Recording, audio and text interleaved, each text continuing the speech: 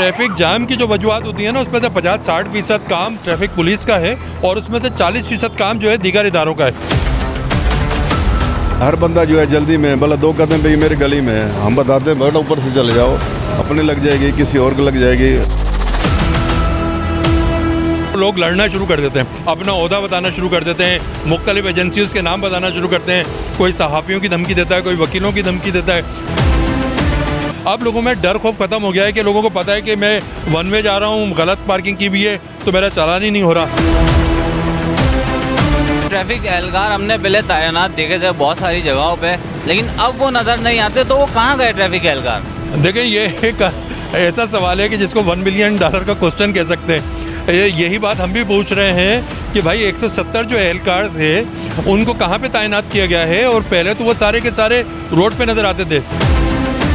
ये सिंध का सबसे बड़ा हॉस्पिटल है ना, अंदरूनी सिंध का, और यहाँ पर अगर एम्बुलेंस अंदर ना जा सके और मरीज़ इसके खुदा न खास्ता रास्ते में ही दम तोड़ जाए तो हम सब के लिए शर्म की बात है।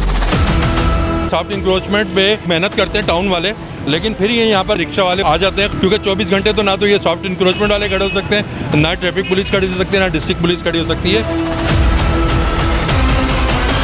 अस्सलाम वालेकुम नाज़रीन, आप देख रहे हैं बराज न्यूज़ और मैं हूँ हैदराबाद से शादिब शेख। नाज़रीन, शहर के इलाके हैं जैसे लजपत रोड है, हैदर चौक है, तिलक चाड़ी है, परेडाबाद है, और इस तरह के बहुत सारे इलाके हैं जिनमें बेहद ट्रैफिक के मसाइल खड़े हुए हैं। और ये मसाइल कुछ ट्रैफिक के एहलकारों की वजह से हैं, कुछ इंक्रोचमेंट की वजह से हैं। तो इस हवाले से हम बात करते हैं। हमारे साथ मौजूद हैं ट्रैफिक मैनेजमेंट के सेक्रेटरी जावेद इकबाल जी। सर, ये बताइएगा, कुछ अर्से पहले जो है बहुत अच्छे मामलात हमने देखे शहर में ट्रैफिक के, तो ये अब मज़ीद ख़राब क्यों हो गए? जब ये अपनी डिप्लॉयमेंट जो की हुई होती है, हमने उस प्लान से डेविएट करते हैं तो फिर इस किस्म के मसाइल पैदा होते हैं। अच्छा, हमने भी एसपी ट्रैफिक साहब को ये तमाम गुजारिशात की थी कि शहर में एकदम से जो है वन वे वायलेशन बढ़ गई है, डबल पार्किंग में इजाफा हो गया है, ट्रैफिक मुख्तलिफ जगह पे जाम होने लग गया है, और उन वजूहात को देखा जाए कि ये क्या है। ट्रैफिक एहलकार हमने पहले तैनात देखे थे बहुत सारी जगहों पे, लेकिन अब वो नज़र नहीं आते, तो वो कहाँ गए ट्रैफिक एहलकार? देखिए, ये एक ऐसा सवाल है कि जिसको $1 मिलियन का क्वेश्चन कह सकते हैं।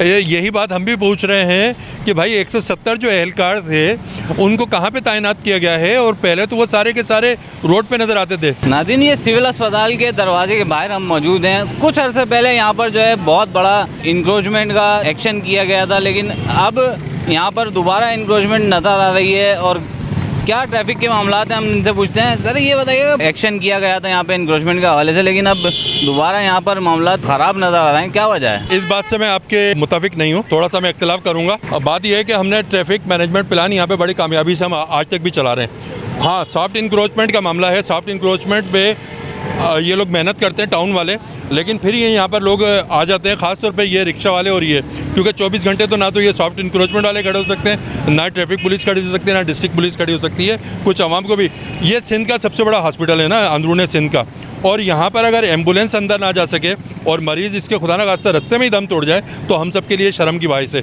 यहाँ से हमने ये गैर कानूनी पार्किंग का, पथारों का, इन सब का तो खात्मा करवाया, लेकिन हमने एडमिनिस्ट्रेशन को ये भी सजेशन दिए कि ये 9-10 फीट की फुटपाथ ये बिला वजह की है।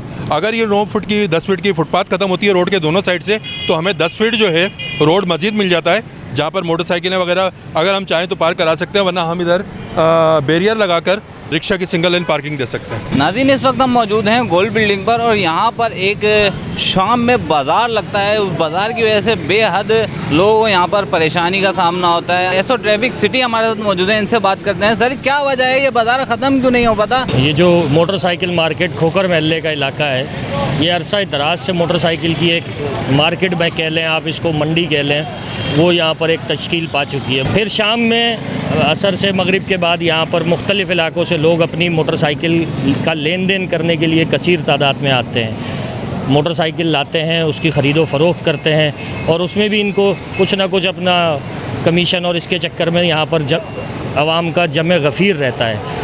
इसको ख़त्म कराने के हवाले से ये है कि इसमें traffic police, district police, anti encroachment, Hyderabad शहर के तमाम जो इदारे हैं जो इस सिलसिले में अपना किरदार अदा कर सकते हैं, उनकी मशावरत और यहाँ की यूनियन का भी और दुकानदारों का ताउन के इनके लिए प्रॉपर कोई हल हो। हमारे साथ एंटी इंक्रोचमेंट हो, डिस्ट्रिक्ट पुलिस हो, थाने के जो है उसके बाद जो यहाँ के नुमाइंदे हैं वो थोड़ा हमारे साथ कॉपरेट करें इंशाल्लाह ये मसला, क्योंकि वो दुकानों के सामने आगे खुद लगाते हैं। सर आपको क्या लगता है ये जो रॉन्ग वे जाने वाले हैं उनकी वजह से बहुत ज़्यादा ट्रैफिक मैनेजमेंट में परेशानी नहीं होती?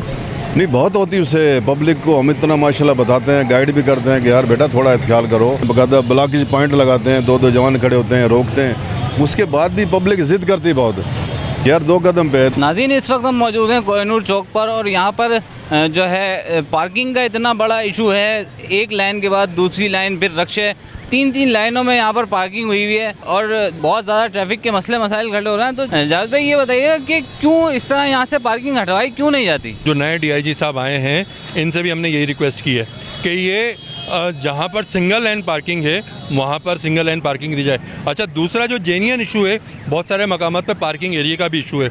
इसीलिए हम कोहिनूर चौक के लिए, रेशम बाज़ार के लिए, स्टेशन रोड के लिए कदमगांव वाला पार्किंग प्लाजा तामीर कराने के हक़ में हैं। लेकिन जब तक नहीं है यहाँ पर सिंगल लाइन ट्रैफिक की कोई के बगैर नहीं है। दोबारा से यहाँ पर ठेले लगने लग गए, तजावुज़ात होनी शुरू हो गई है। दोबारा से यहाँ पर डबल पार्किंग होना शुरू हो गई है, डबल यहाँ पर रिक्शा लगने शुरू हो गए।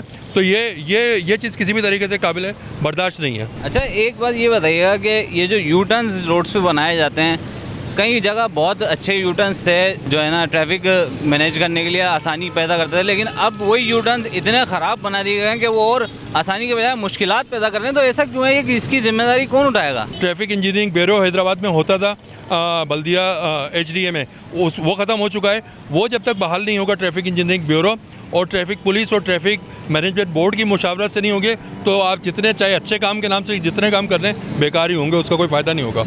अच्छा, आखिरी सवाल आपसे ये करूँगा कि ये हमने बहुत सारे इलाकों में देखा है, बहुत सारी जगहों पे देखा है कि सुजुकियाँ आती हैं और बस जो है बेतहाशा बाइकें जो है सुजुकी में लाद कर और जो है ले जाते हैं। तो इससे बहुत परेशानी हो रही है लोगों को, लोगों की बाइकें ख़राब हो रही हैं, लोगों को मसले दरपेश आ रहे हैं। तो ये इसका जिम्मेदार कौन है? देखिए, ये दोनों तरफ का कसूर है।